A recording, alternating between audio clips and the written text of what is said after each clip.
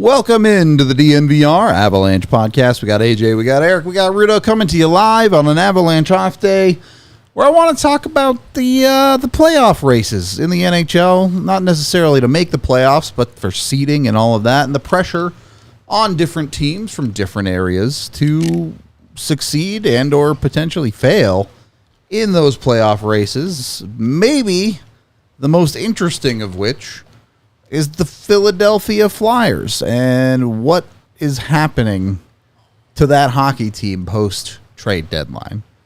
Now, the Flyers deadline was not one of them going for it by any stretch of the imagination. Sure, they do go out and get Eric Johnson, but that was really a team that was selling at the deadline the Sean Walker deal to the Avs, specifically their big selling point. But over the last 10 days, we've seen John Tortorella get kicked out of a hockey game, suspended for 2 games, and then he comes back and scratches his captain. This isn't normal, right? Like, what is happening in Philadelphia? I mean, if there was one NHL head coach that you would have... It'd be Torts. You would have said, this person did these things in a short period of time. Definitely would have been John Tortorella, right? It's like John Tortorella, Patrick Waugh, and then a pick'em. Accurate. I'd say that's a fair statement. And look, they scratch Sean Couturier, and they win that game. So maybe Torts is playing 6D chess here.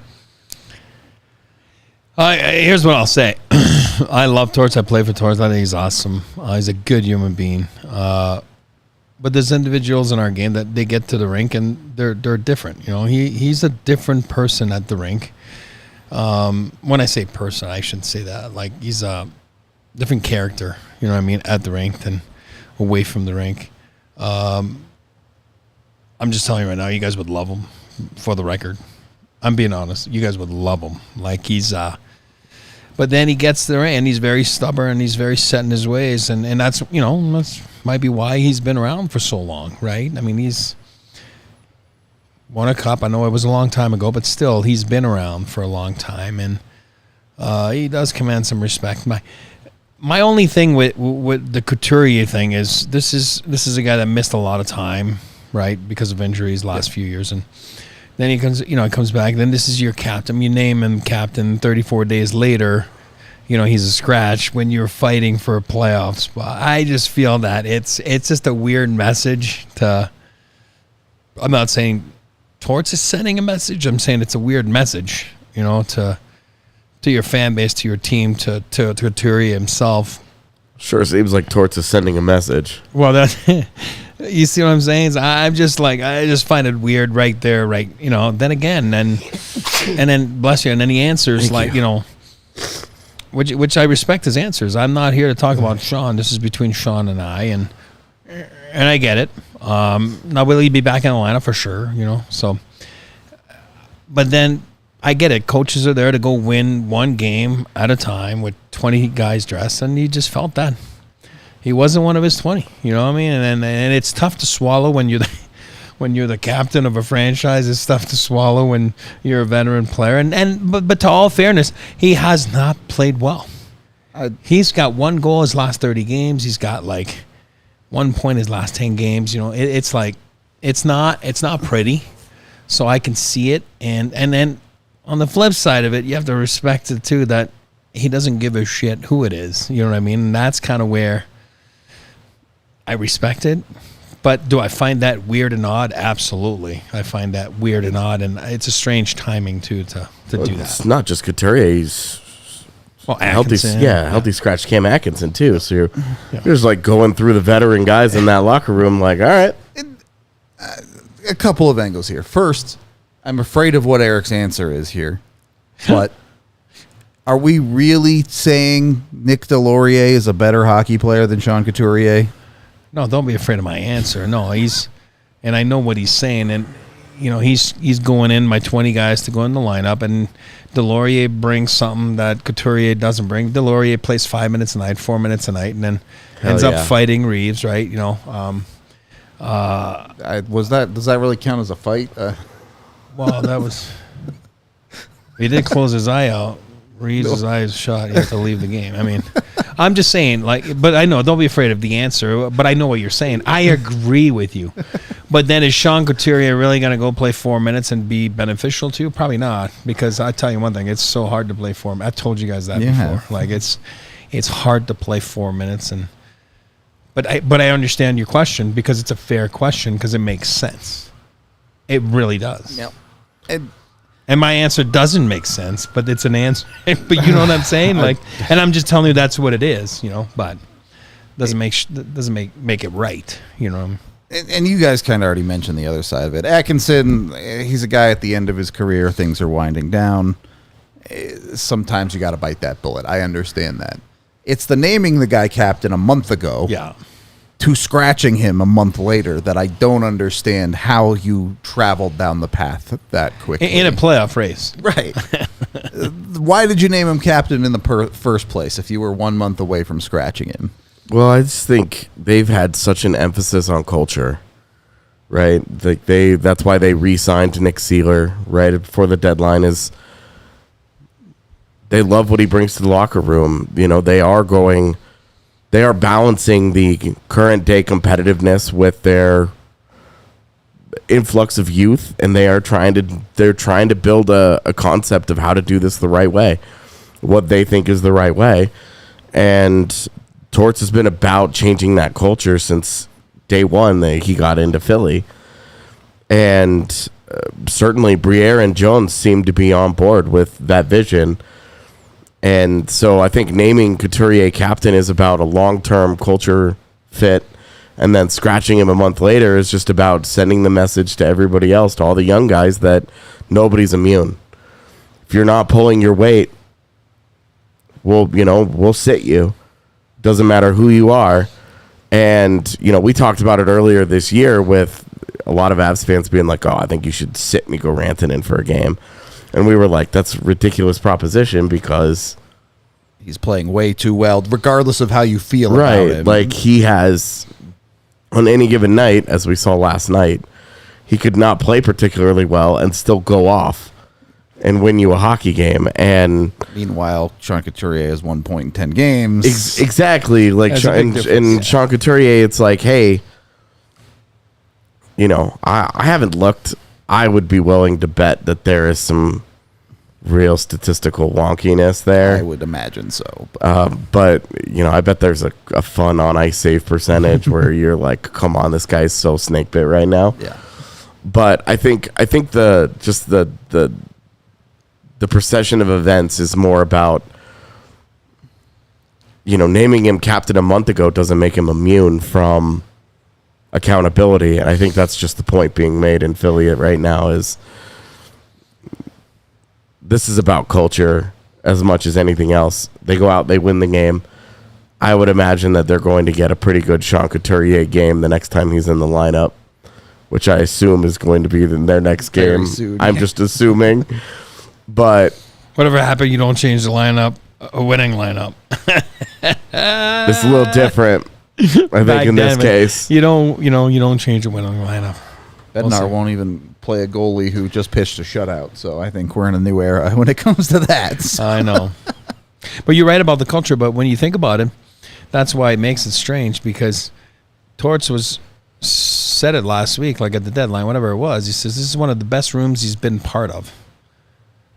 Now, if you name Couturier captain, it's because you probably think he's pretty good about the culture, and that's what makes it even weirder. But you're right. Your point is, I think it's a flexing the muscle of saying like, hey, nobody's immune to this, but but the timing is certainly, Frick, you have to say it ballsy. I mean, you have to say it. It is. Yeah. Kidding me? If Bednar scratched a healthy Gabe Landeskog in a stretch run, Avs fans would riot. I know. And I understand there's a little bit of a difference of Landeskog being a captain for a decade and Couturier being named 30 days ago. That one guy on Twitter who after every loss blames Jared Bednar for everything. I'd have an aneurysm that day. Yeah. So, I think it's as much interesting because of the situation that Philadelphia is in. holding on to the third spot in their division in what has quickly becoming a very tight wild card race at the bottom of the East. It is a ballsy play. You scratch your captain, you win the game. You probably, I'm not going to say you secure a playoff spot, but you start to gain a little bit of separation there as a hockey team that is probably going to sneak into the playoffs now. I don't know if I like the message that it sends as much as you guys do. I don't think you should be scratching your captain ever. I don't know that I like it. No, I'm not saying I like it either. I know, but I'm saying, like... Hey, I'd be pissed if it was me. I'm just being honest. But it worked. It worked. So, what do I know? Yeah. Less than John Tortorella, I guess. Weird. He's a weird coach. I don't know what else to say about I love the man. I do. Hey, if it works, it works. It's pretty easy to see with decisions like this why teams get tired of him after a couple of years, though. Yeah, he's definitely a grinder. One of those guys that he's hard. After a couple of years, he's gonna wear you down to the nub, and it's just there's not gonna be a lot left. Yeah, but coming in at the phase that the organization was in when he got there. Has pulled them up for sure.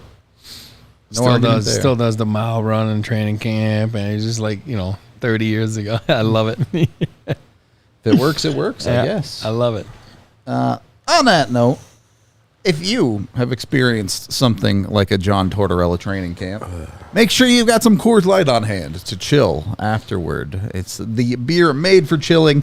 I always enjoy one when I can get my hands on one for an Avs game or when I'm just relaxing at home, doing whatever it is I might be doing. Obviously, life can get chaotic a lot of the time. Just ask Eric about his car. It's crazy out here. But when you need to relax for a moment, now that's where a Coors Light comes in. Any time of year, if you need to hit the reset button, reach for a Coors Light. Obviously brewed here in Golden, Colorado. A fantastic beer that you don't even have to go find. You can get it delivered right to your door when it comes to CoorsLight.com/DNVR. Go on there, let them know we sent you over there, and you can get a Coors Light 6-pack delivered directly to you via Instacart. Jump on it. When it's time to chill, Coors Light is the beer to reach for. So when you want to hit that reset, grab the beer that's made to chill. Get Coors Light delivered straight to your door with that CoorsLight.com/DNVR website. Celebrate responsibly. Coors Brewing Company, Golden, Colorado. And then also brought to you by the fantastic folks over at Circa Sportsbook. If you did not know, you can go jump on Circa Sportsbook right now and get in on all the action of March Madness with us. We are going crazy with the March Madness streams. We're going to have a bunch of super long watch-along streams making all sorts of crazy bets that started the other night with the CSU game, which was a basketball game of all time, for sure. Just really drove home that Virginia shouldn't have been there in the first place. No kidding, man. That team was bad. Virginia Cavalier basketball, baby. With that being said, you get a bad team, easy to make some bets against. You should be betting against Kansas. That's coming from AJ. I've been saying this all year. You should be betting against them. I'm clueless, man. Heard it here first. Make sure you jump in at circusports.com. Download their sportsbook app today to get in on all the action on March Madness with us. Circa Sports bets can only be made while physically located in the state of Colorado. Must be 21 or older. All rights reserved. Circa Sports Colorado encourages you to gamble responsibly. Gambling problem? Call or text 1-800-GAMBLER or visit problemgamblingcolorado.org. Second period of the DNVR Avalanche Podcast. We've had our talk about Philly. I want to get into the rest of the league. I want to get into these playoff pushes. You have Colorado, you have Dallas, you have Winnipeg battling for the top of the Central. You have Vancouver clinging to the top of the West, technically. You have a number of different wild card teams doing things. It's really not that close in the West, if I'm honest, even with Vegas struggling here and there. Yeah, even with Vegas' struggles, they have a game in hand, and they have a 3-point lead on Minnesota and a 4-point lead on St. Louis. So this really... They would really have to throw. Yeah, it would require a really big collapse for them to miss this postseason. So let me ask you then. In the West, who's under the most pressure in this playoff race this year? I'm always going to go with the defending champ. You know what I mean? That for me, I mean, you're defending the crown.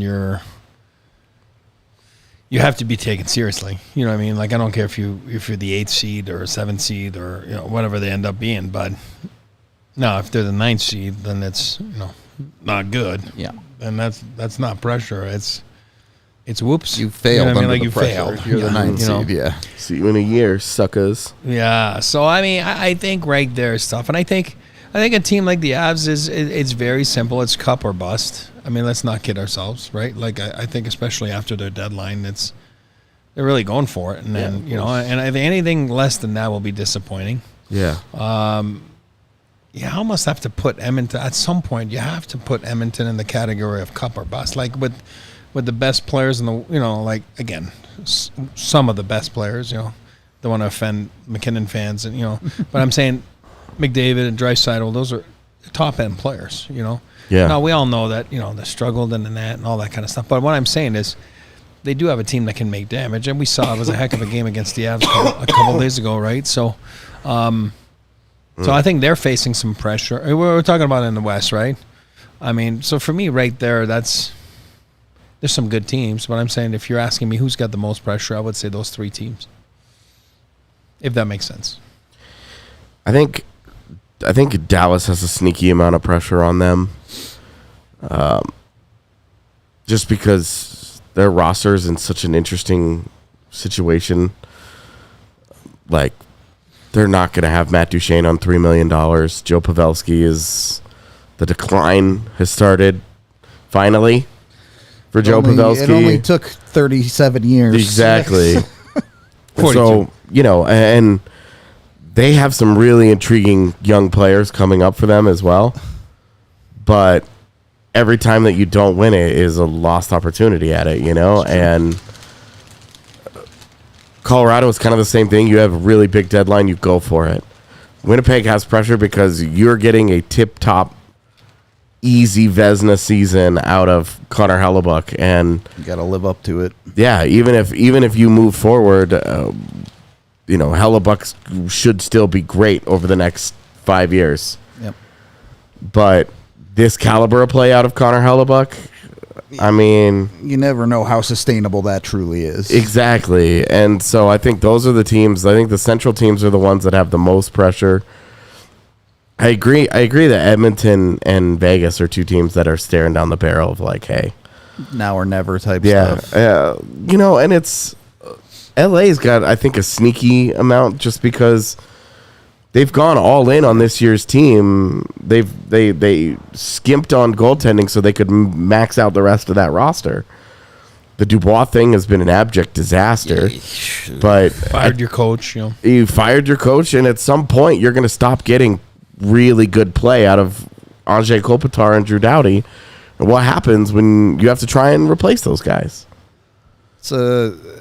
I think LA is super fascinating as a team. Maybe not for today's show, but the comparison of the Avs, who've over the last half decade been a pretty thrifty team in net and found success, versus an LA team that has gone, forget thrifty, they're dumpster diving for goaltenders essentially. Yeah, And it has not worked for them.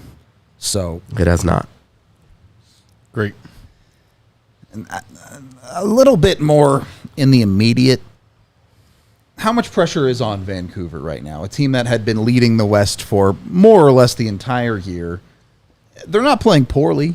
They're 6-2-2 in their last 10, but you have Winnipeg at 7-3 and the Avs at 9-1 in their last 10, all of a sudden breathing down their necks for the top spot in the West. I think it's just, I think it introduces the element of doubt into Vancouver that they've had such a charmed season. Is it really going to run dry right now and going into the first round? And, you The know, worst time possible. people like me have been sitting around going, we told y'all it was coming. Not wrong. And, you know, when you have seasons, when you get this kind of season out of Quinn Hughes is great. He's going to win the Norris this year. Deservedly so. Yeah. He's been that kind of player this year. I'm all for Quinn Hughes winning the Norris. He's been special. Same.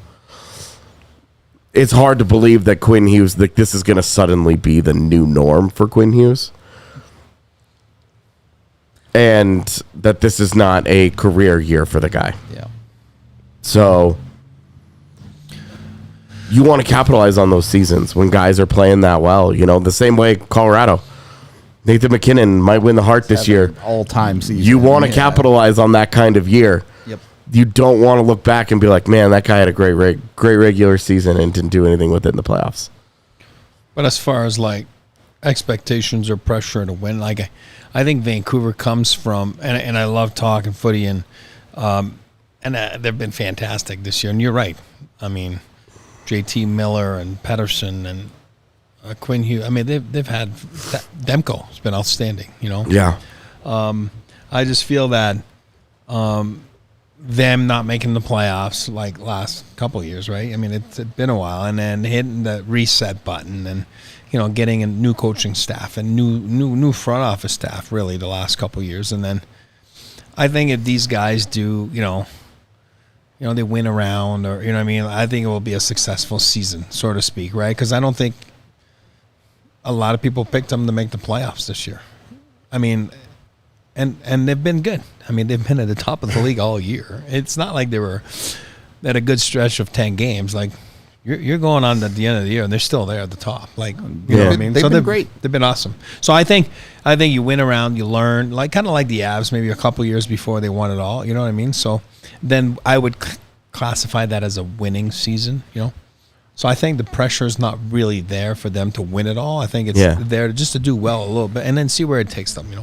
It would be pretty disappointing for that fan base if they spend the entire year atop the Western Conference and talking all the shit that they've talked, potentially, and then not get out of the West, and then not get out of the first round. Like I think that'd be a tough look. I think there's pressure to win a round, and then after that, everybody would be like, "Come on! If you told me at the beginning of the year they were going to do the second round, I would have been thrilled." That's what I'm saying. So I don't know that there's a lot of real pressure on the Canucks. Those guys that you mentioned are signed long term. Sure. They should have more kicks at the can.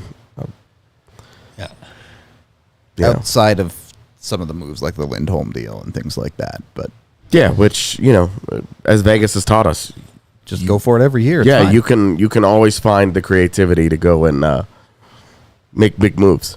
Just to get my little homer jab in, not to say that Quinn Hughes shouldn't win the Norris. I believe he absolutely should. He's been that good this year. McCarr does have a better points per game rate than Quinn Hughes does. Just saying. Kale's my guy. He's pretty good. On a year where we all feel like Kale's been pretty good for Kale. Yeah. So, Kale might have a couple more Norrises in the future. Quinn Hughes can have this one. We'll put it that way. We probably won't go quite as in-depth out east, but taking a look out east, you obviously have Boston and Florida in the battle. I guess New York you can throw in that conversation, too, in the battle for the President's Trophy. The rest of the East, as far as divisionally, isn't all that interesting. But then you have an absolute banger of a wild card race. Tampa probably starting to pull away a little bit for the first spot, but then you have Detroit, Washington, and New York all within 3 points. Buffalo and New Jersey sort of hanging around a little bit further behind that. Because everybody else is losing. It's crazy. New Jersey actively played themselves out of a playoff spot for the last Detroit 2 months. Islanders, I mean, those guys are like... So that's my question is the pressure getting to these teams? Are these teams cracking, and who's under the most pressure in the East? I think Pittsburgh's probably, we talk about pressure, you're getting an awesome season out of Sidney Crosby, and you may not even make the postseason. Yeah. Your head coach is on his way to getting fired. Your front office went for it. And you're starting to have the conversation of how many years left of Crosby do they really have? Yeah. The same way that Washington's having the same conversation about Ovi, but they've already started that transition. The only thing left for Ovi is getting 893 goals exactly and then riding off into the sunset. Right. Like the goals chase for him is still there. And the Caps front office has already started the youth infusion around him. Yep. So it's like John Carlson's like his last old guy buddy. Yeah, like longtime running partner. Yep. I don't think that the The East, though, I mean, none of those teams are playing well. I agree. You know, Detroit has been awful. They lost it's just been like 8 delightful. of their last 10, I think. Yeah. Delightful to watch for me personally. You know, New Jersey's finally getting decent goaltending, and it still can't win games consistently. So I just don't know. These teams are all just so mediocre. You know, but Buffalo is like predictably meh. Yeah, like now they're going to turn it on because the pressure's kind of not there. Yeah, it felt like they already cracked under the pressure, and now they're just a team with nothing to play for them. And not that that's true. Like, there is a world where they could get back to the playoffs. It just feels like they're just they couldn't handle it in the moment. I mean, Islanders go and win 5 games, then they lose 6. You know what I mean? Then they win 4, they lose 3. You know, it's kind of... The Islanders are like the face of mediocrity right now. Like, on any given day, they play their absolute best, they can beat you. On any given day, they don't play very well, you can have an easy night against them. There's a huge in-between where they're okay. Yep. And that's how do you feel any good? Any kind of good feelings about any of those teams? Every single one of them has given you extended stretches of bad enough hockey to be like, I'm not going to believe in them. I think Washington came out of the blue, kind of. I mean, I had written them off. A month ago, it felt like they were pretty done. Yeah. It's pretty amazing. Oh, and they get this hot run out of Charlie Lindgren, which they got earlier in the year as well. And built around those hot runs of goaltending, you have the rest of their season where they just haven't been very good. Yep. Agree. You know, and with 13 games left, that's enough time for it to be like, could just be bad again. Yeah, exactly. You could just wake up one day and they're just not very good. Yep. I just don't think that they are. I don't trust any of these teams. I don't trust any of them. Somebody's going to get in the postseason. And if they end up with Boston in the first round, I mean, Boston just keeps humming right along. They had a lull, which was just nice to see because it had been so rare. They're human after all. Man, they have 15 overtime losses. Well, that's crazy, Boston. Like, but I don't even feel like, if you get Boston in the first round, Boston's just going to run over whoever sneaks into that 8th spot. Because I think Boston is a flawed overrated. Team. Yeah, I agree. I think they probably still win their first round series if they're the 1 seed, but I don't have any confidence in that. I feel like the 2 teams out east that I take really seriously as teams that I guess scare me are Florida and the Rangers. Okay. No thoughts of Carolina there? Carolina, I just don't know how to feel about them. Like, Carolina, I feel the way that I do about Edmonton. I think that's fair. Like, the conversation different is paths to how they got there, but I get what you're saying. They're such the same product that they have been for so many years now. Yeah. That I forget about them. How do you... That's unreal. I swear, I don't want to cut you off. I forget about Carolina. Yeah. I do. Because they're supposed to be good, but they never really pans out, you know? But go ahead. Yeah, I just don't... With Carolina, it's like they could do it. And if they finally break through, they're a huge problem. Yeah. And that's... Okay. I also think people hand wave Carolina way too easily because it's like this is a team that consistently gets into the second round and has had some of conference finals and has had horrible injury luck at goaltender specifically. I was gonna say the quiet part of Carolina is in the last month they got Freddie Anderson back. Yeah, and if he can stay healthy, maybe you start having a conversation. But I'm with you. I wanted to bring him up, but I'm with you. Florida is the team for me. Yeah, Florida's the one that right now you just look at and you go, they're really well built. They're playing really good hockey. I don't know how you just don't feel like, yeah, that team is legit out there. Yeah. But, yeah, I mean, Carolina's like I'll just say, it would not surprise me at all if Carolina broke through. Sure. And it would not surprise me at all if they lost in the first round. Also true.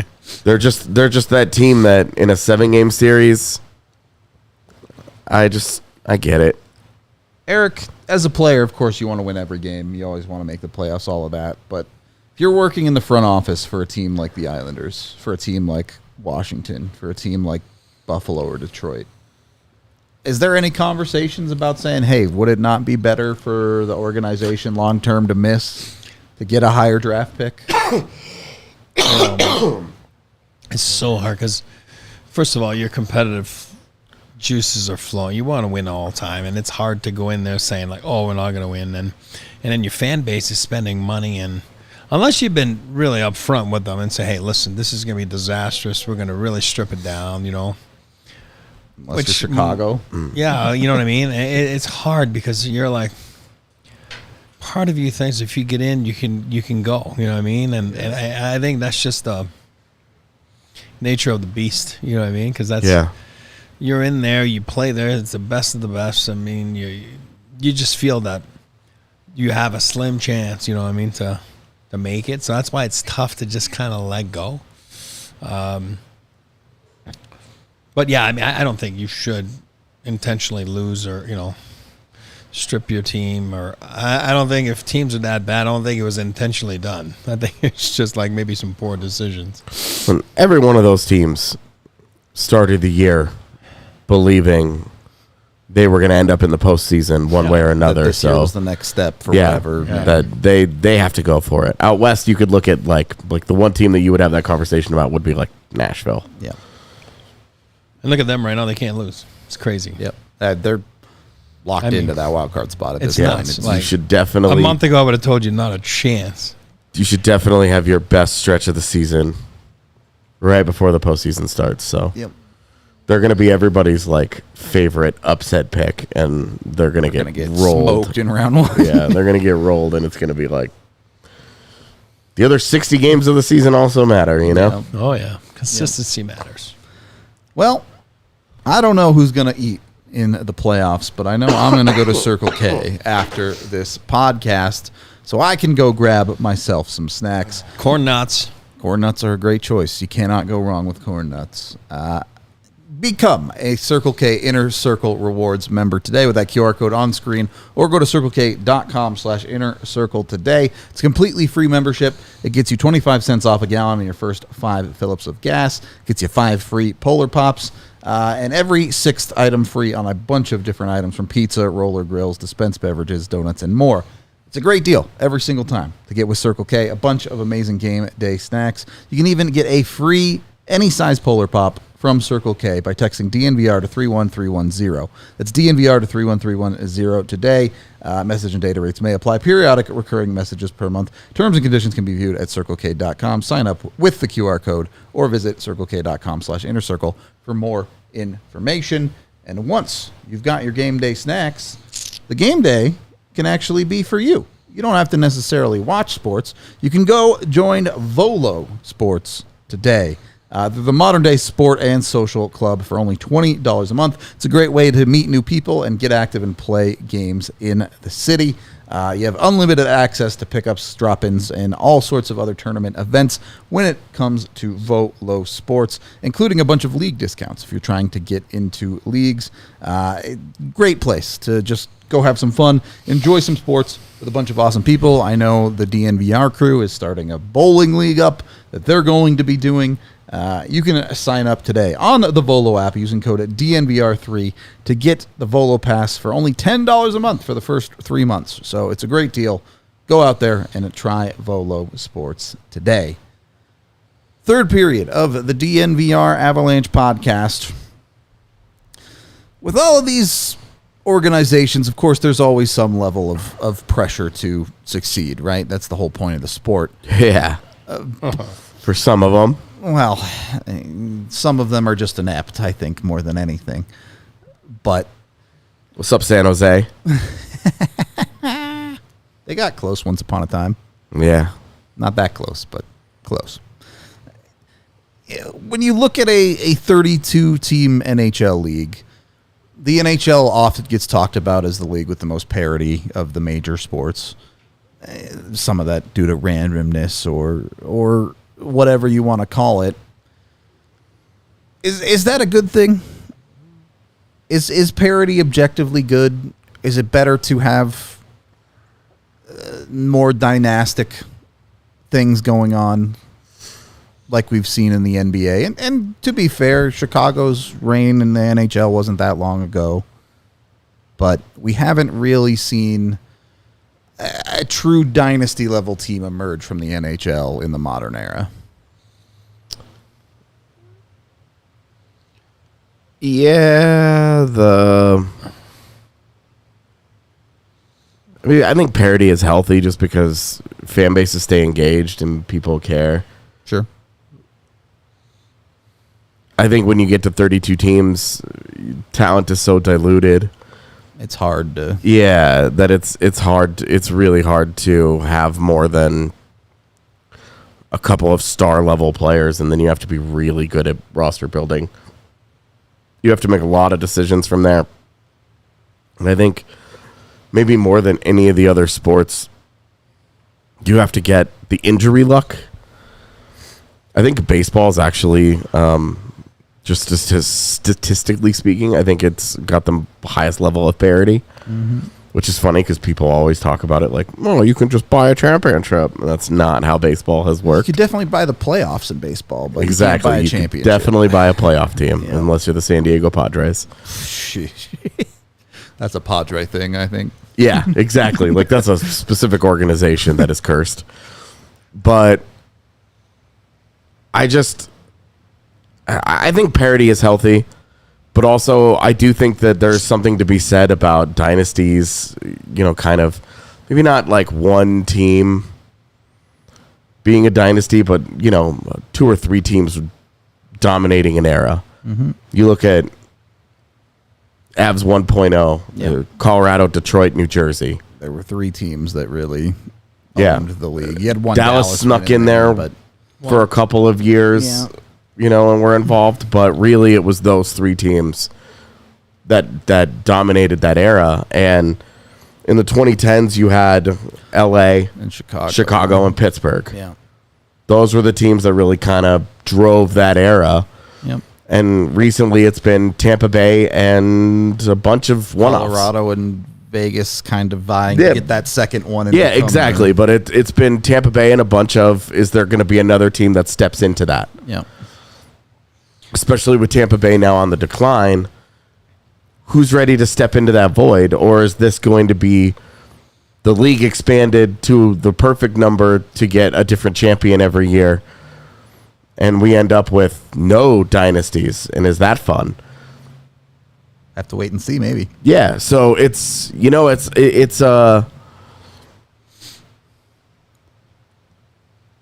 and Nuggets fans are hoping that there's a dynasty forming in Denver in the NBA. Also super common in the NBA to end up with dynasties. Yeah, because you define eras in the NBA by, this was the Shaq and Kobe Laker era. Yeah, this is the Tim Duncan Spur era. This is the LeBron mega team era. He was on a couple of teams. Yeah. So you had the LeBron big Heat 3 era. LeBron, then you had the Kevin Love and Cavaliers LeBron. Yeah. Well, and the Steph Curry Warriors, like there's Splash like eras. Yep. Are kind of defined by a handful of teams.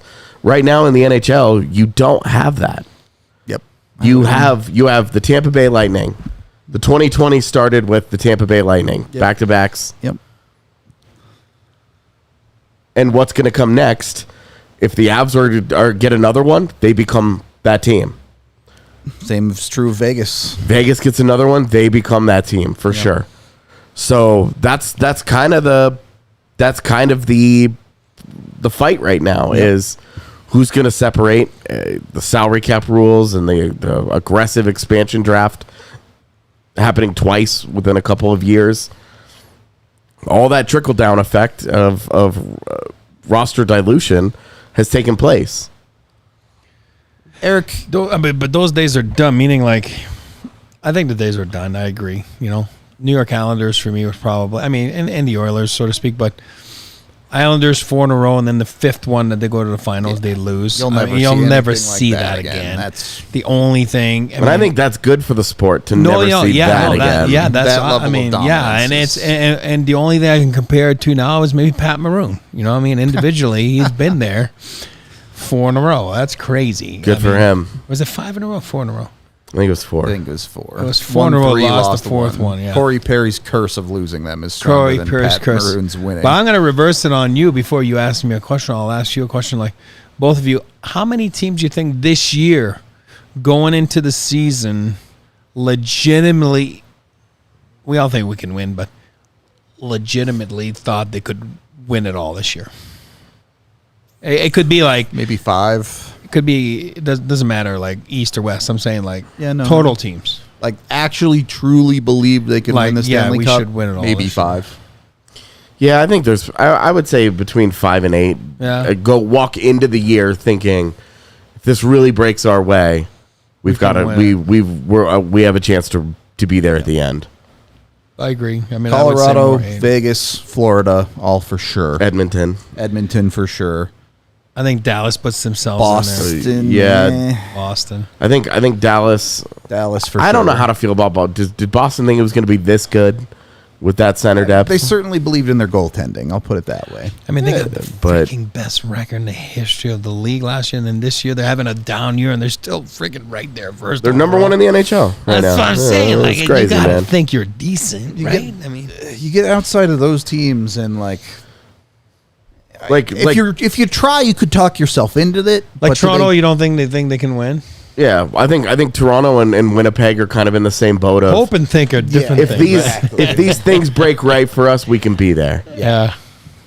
Okay. I think that's fair. I think it's a fair question. I mean, like, you know what I mean? Like, yeah, it's a fun question. Like, I wonder if LA thought they were there. That's what I'm saying. Like, I don't know. I don't want to expose your age here, Eric. Yeah, the Rangers definitely think that they are one of those teams. Yeah. Rangers for sure. Devils, I'm not as convinced. I think they thought they were much more on the up than they ended up being this season. I don't know if they thought they could truly win a cup this year. Yeah, they did not make the second round last year and think they were going to miss this season and maybe miss by a wide margin. Maybe with 4 teams in between them and the last playoff spot. They didn't think that was coming. Eric, it's not. They're still going to make it. Were you alive when there were 12 teams in the NHL? Oh, shit. Let's think. What year was we that? up to like 15, 16, 17 by then? I'm born in 71, so you were probably theoretically alive at least.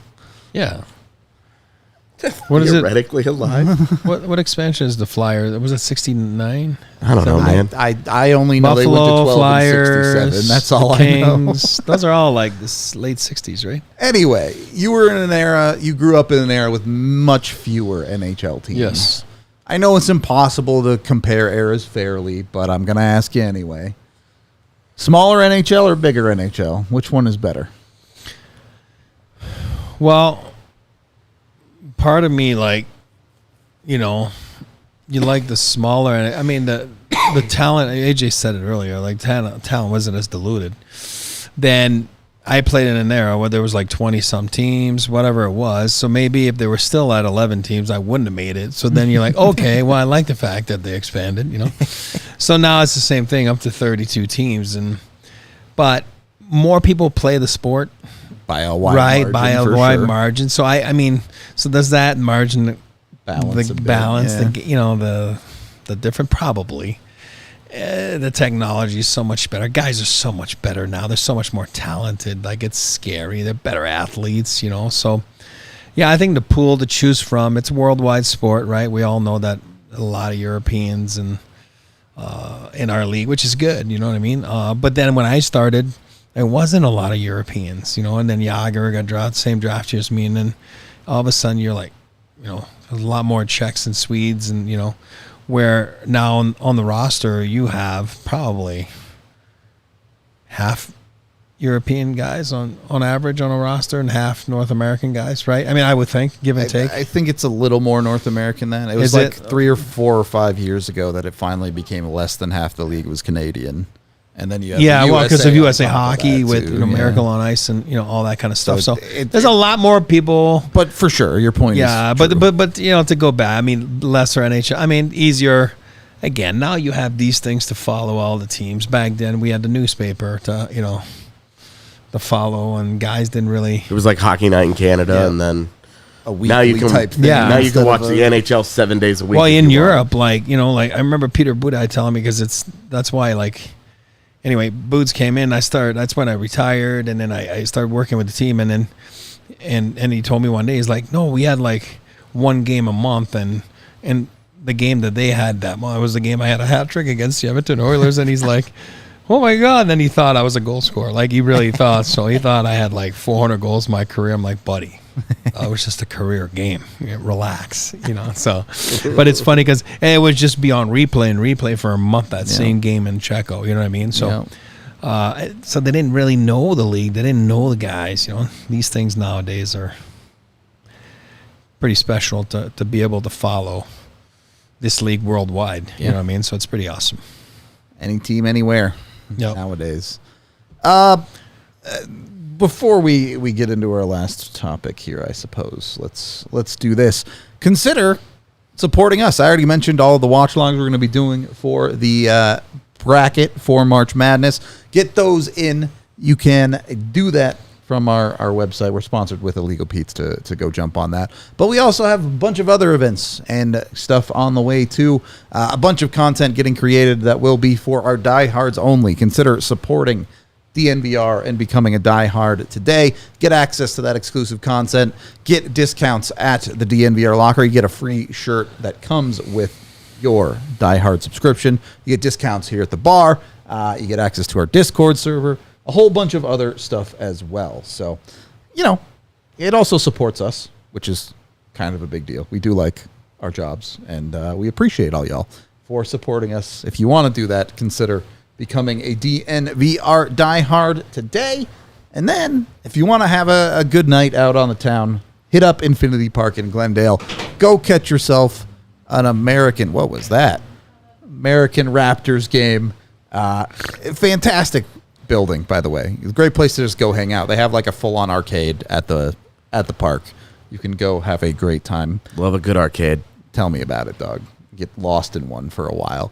But, of course, you can get an American Raptors game in as well. Tickets are just $10, and kids under 12 get in for free. So go check it out. The American Raptors are playing a long little homestand that just kicked off earlier this week. If you want to learn more about rugby, you can follow the DNVR Rugby Podcast. Our guy Colton Strickler does a great job on there, not only giving 101 pods to learn the game, but also getting a bunch of amazing interviews with all sorts of players all over the world of rugby.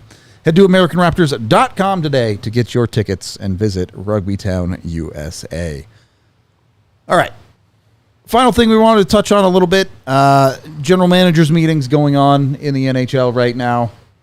Eric, you seem like you think they're dumb and don't care about them at all.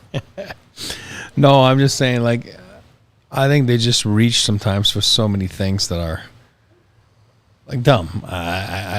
You can't stand on the boards or, I guess effective immediately now. And it's such a big deal.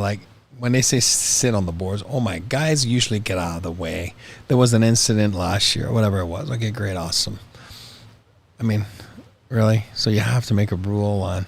So now they're going to be sticklers about that. Now what it does is, and trust me, I have a lot of respect for officials, so it's not. But now it's going to be one more thing to worry about. Oh, you can't be sitting there. You worry about the offside and worry about, what I mean? No, let's not worry about if a guy's sitting on. Yeah. And again, if a guy's got his feet over on the other side, I get it. That shouldn't be allowed. But when a guy's sitting ready to go, I mean, those guys are pros. I mean, the odds are, even if you're sitting on the bench and jumping, you might run into the official too. I mean, it's a fast game. There's not a lot of room out there. So that's what I mean by dumb. And again, I know a lot of people were talking about, they're going to fix this, LTIR, and it's a CBA issue. There's nothing to be fixed. There's nothing you can do about it. So it's not for the general managers or the competition committee to deal with. So it's a dead issue, meaning it's a CBA issue. You're not going to fix that at the GM meetings, and I know that they brought up the 3-on-3 overtime can't go back. That didn't get any traction. It got shut down right away. Like, I mean, at the end of the day, like, it's pretty cool when they go back and then they get the people that they've coached out the fun out of the 3-on-3. It's just not true. I think it's pretty fun. I don't think it's hockey. There are fun. a couple of overtimes that have been slogs, and they have not been interesting. But the majority of them, we've seen a bunch of them with the Avs this year. Hey, just watch a team that's dumb in 3-on-3, and it'll be fun still. And then there was, that Edmonton Colorado overtime was absolute banger of an overtime, man. They were talking about if the goalie loses his mask, then the play's blown dead. Then you get an ozone face. Yeah. That makes sense. I mean, fine, because you can see they lose it easily. The one that I think could be concerning for fans is more coaches' challenges, expanding that to potential penalty calls and specifically high sticking and delay of games. Yeah, and they said puck in the stands. Yeah, they said that the delay of game. First of all, delay of game shouldn't be a penalty.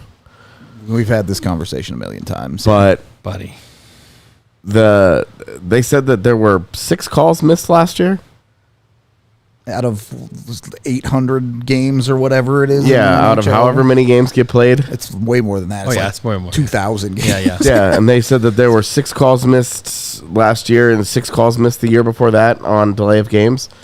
And I'm like, are you guys doing this just because so you can say you did something? Yeah. That's what I mean. They're digging. They're looking like for this something. Is not. This just isn't a problem for me. I mean, me neither. I think again. Which means that changing the challenging rules on it just don't matter that much. It shouldn't, but you might end up with. And now if you end up with a 10-minute review on a effing delay of game that doesn't matter at all, it's like, what the hell are we doing? Yep. Yeah. That's all. That's my worry about that one. It is what it is. I think it's just way overthought, the process of. Game's beautiful right now. Like I said, you guys know I'm pissed that the red line's gone. So, still mad.